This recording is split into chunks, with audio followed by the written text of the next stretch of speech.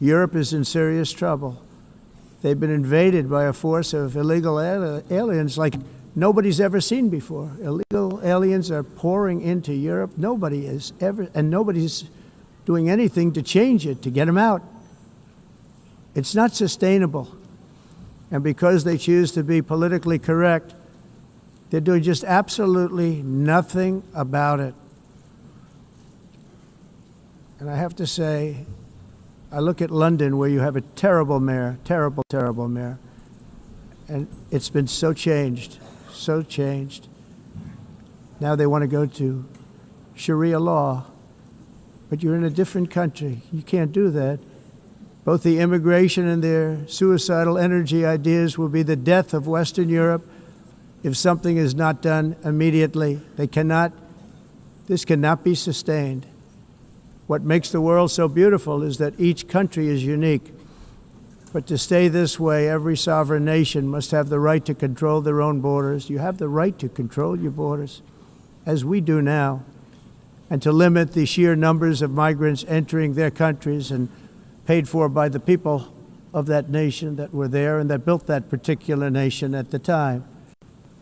They put their blood, sweat, tears, money into that country, and now they're being ruined. Proud nations must be allowed to protect their communities and prevent their societies from being overwhelmed by people they have never seen before, with different customs, religions, with different everything. Where migrants have violated laws, lodged false asylum claims, or claimed refugee status for illegitimate reasons, they should, in many cases, be immediately sent home. And while we will always have a big heart for places and people that are struggling and truly compassionate, answers will be given. We have to solve the problem, and we have to solve it in their countries, not create new problems in our countries. And we are very helpful to a lot of countries that are just not able to send their people anymore. They used to send them to us in caravans of 25,000, 30,000 people each. These massive caravans of people pouring into our country, totally unchecked and unvetted. But not anymore. Our country is behind the United Nations 100%. I think the potential of the United Nations is incredible, really incredible. And the president says the United Nations has the complete backing of the United States. The president making those remarks with the UN Secretary General Antonio Guterres Tuesday, right after his General Assembly speech to the whole body. During that speech, the president accused the UN of not living up to its mandate and promoting empty promises that do not bring peace. Trump, however, said both in his speech and directly to Guterres that the body has great potential. I can do so much, so I'm behind it. I may disagree with it sometimes, but I am so behind it because I think the potential for peace with this institution is so great. So I just want to thank you for treating us so warmly. And the president also taking aim at individual member states, saying they are derelict in their duties to their own citizens with open borders and embracing the green agenda. Here's One America's Daniel Baldwin. The writing was on the wall for the United Nations right from the jump. These are the two things I got from the United Nations, a bad escalator and a bad teleprompter. President Trump delivered a triumphant speech hailing the success of his administration on the world stage at the United Nations General Assembly Tuesday morning, but he pointed out one uncomfortable fact. He's had little to no help from the UN itself. I ended 7 wars, dealt with the leaders of each and every one of these countries, and never even received a phone call from the United Nations offering to help in finalizing the deal. Having single-handedly brokered peace in 7 major conflicts and wars across the globe, the president reveals he's had no assistance, not even an offer, from the United Nations. That being the case, what is the purpose of the United Nations? All they seem to do is write a really strongly worded letter and then never follow that letter up. It's empty words, and empty words don't solve war. While the Nobel Peace Prize will be announced in less than a month, President Trump says his peacemaking mission isn't driven by the prestigious award. but something far greater. The real prize will be the sons and daughters who live to grow up with their mothers and fathers, because millions of people are no longer being killed in endless and unglorious wars. The president laid out his success formula in plain terms. Peace through strength is back. On the world stage, America is respected again like it has never been respected before. President Trump laid out a litany of examples of how Europe specifically was failing to meet the moment, starting with 142 nations endorsing a UN General Assembly resolution calling for a two-state solution to the Israeli-Palestinian conflict. The rewards would be too great for Hamas terrorists for their atrocities. This would be a reward for these horrible atrocities. But instead of giving in to Hamas's ransom demands, those who want peace should be united with one message: release the hostages now. And how Europe continues to fund Russia's war in Ukraine by buying Russian fossil fuels. And Europe has to step it up. They can't be doing what they're doing. They're buying oil and gas from Russia while they're fighting Russia. The numbers show President Trump is right.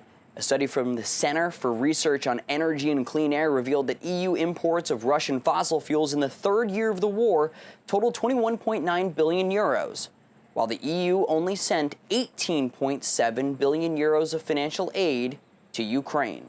They have to immediately cease all energy purchases from Russia. Otherwise, we're all wasting a lot of time.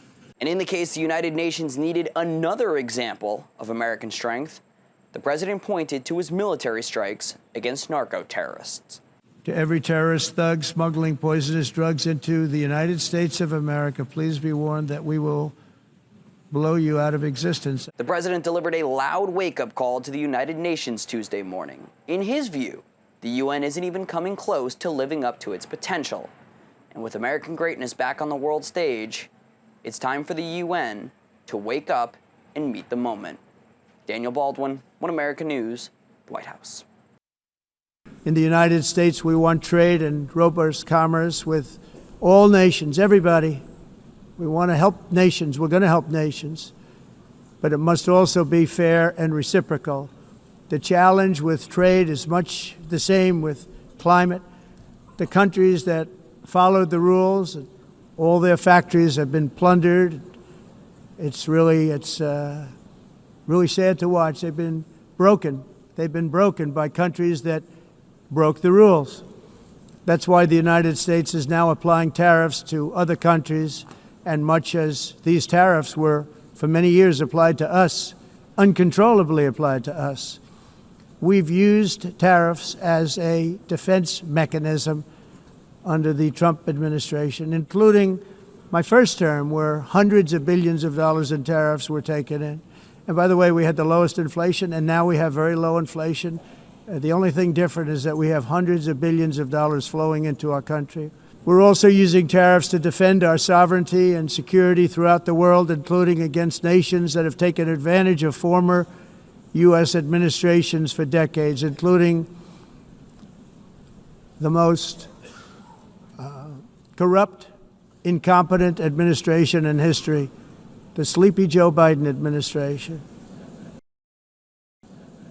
Brazil now faces major tariffs in response to its unprecedented efforts to interfere in the rights and freedoms of our American citizens and others, with censorship, repression, weaponization, judicial corruption, and targeting of political critics in the United States. I have a little problem saying this because I must tell you, I was walking in and the leader of Brazil was walking out. We saw him and I saw him, he saw me, and we embraced. And then I'm saying, can you believe I'm going to be saying this in just 2 minutes? But we actually agreed that we would meet next week. We didn't have much time to talk, like about 20 seconds. They were in retrospect, I'm glad I waited because this thing didn't work out too well. But we did talk, we had a good talk, and we agreed to meet next week, if that's of interest. But he seemed like a very nice man, actually. He liked me, I liked him. But if you, and I only do business with people I like. When I don't like them, When I don't like them, I don't like them. But we had, at least for about 39 seconds, we had excellent chemistry. It's a good sign. I'm very sorry to say this, that Brazil is doing poorly and will continue to do poorly. They can only do well when they're working with us. Without us, they will fail, just as others have failed. It's true. I hope that all countries who find inspiration in our example will join us in renewing our commitment, values, and those values, really, that we hold so dear together. Let us defend free speech and free expression. Let us protect religious liberty, including for the most persecuted religion on the planet today. It's called Christianity. And let us safeguard our sovereignty and cherish qualities that have made each of our nations so special, incredible, and extraordinary. Let us all work together to build a bright, beautiful planet, a planet that we all share, a planet of peace and a world that is richer, better, and more beautiful than ever before. That can happen. It will happen. It will happen, and I hope it can happen and start right now, right at this moment. We'll turn it around. We're going to make our countries better, safer, more beautiful. We're going to take care of our people. Thank you very much. It's been an honor. God bless the nations of the world. Thank you very much. Bye.